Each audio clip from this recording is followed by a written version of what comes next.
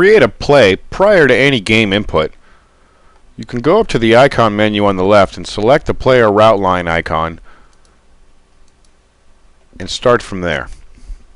As you can see, you've got many choices up here at the top that you can move through, and I'll go ahead and try to explain these as quickly as possible, yet not too fast.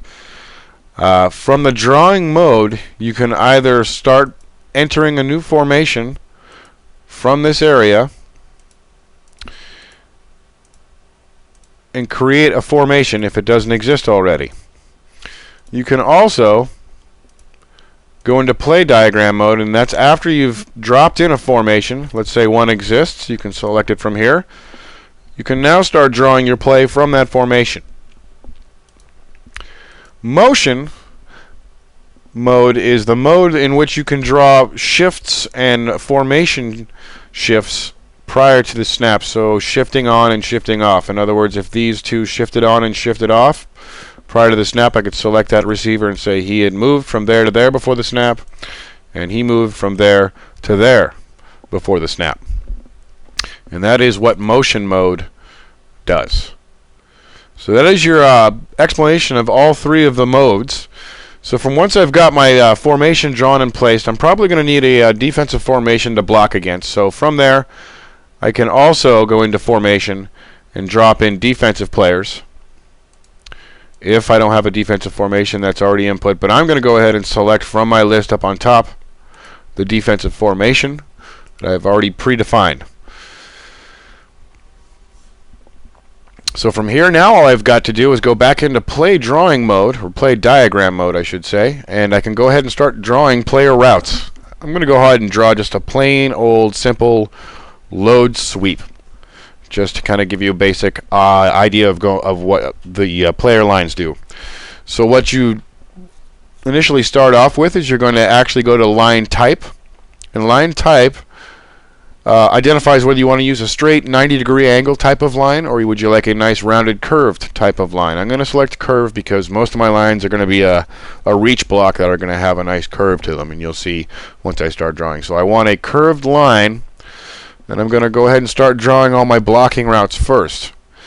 Your end styles of whether you want a blocking T or an arrow are all found in the line style menu, and you can click on that menu and you can see the different choices that you have as an ending point for each line that you draw. You've got a solid arrow, you've got a dashed line arrow, you've got a blocking T, you've got a solid stop, you've got a zipper that I use for motion, and you've got a double team combo block as well. I'm going to go ahead and I'm going to go select regular blocks and start assigning blocking for my offensive line and anyone else who blocks.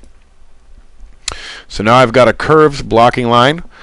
Each line will default to the color of the receiver. If I wanted something different from that point, I could change the color here, and I could also change the average line weight. Right now we're default set at 3. If you wanted the line fatter or skinnier, you could do that. If you wanted a passing play and you didn't want to have to waste your time just drawing straight hi-hat blocking for your lineman, you could select this block, which, as you'll notice, puts default hi-hat man-on-man blocking. I don't want to do that. I'm actually going to define block, so I'll click it again and it'll take it away. So now I'm going to go ahead and start drawing up my blocks. Select the receiver or player that you would like to start blocking, and then work in points. So the way I like to describe this is that I think of the footwork of the player when executing the block. So if I wanted to reach block on this particular linebacker, this outside linebacker, I would have to take a step out first and then reach around. So I will take a step out and click my mouse, and then I'll reach around and click my mouse, and I've now created a reach to that linebacker. Now I will right click to tell the program I am done creating that line for that player. As you can see, it unhighlights that player. I'll do the same for drawing blocking for every other player. His first point and then his second point. Right click to end the line. I want to reach block my defensive end. I'll take one step outside and one step upfield. Right click. I want to reach to second level with my guard. First point is going to be my path, and then turning back inside to reach. I'm going to reach my nose tackle. So I'll select my receiver, take one step outside, and turn in. Reach second level to backer, take my path, and reach in. Right click to end the line. And so on, so forth. As you can see, these lines get drawn up pretty quick. I'm going to have a load block on my lead. It's going to kick out here. And then my 20 back is going to get the ball and run right in between. So I want to change my end style now to an arrow to signify that this is my running back getting the football and his path is through these lines. I still want to remain curved.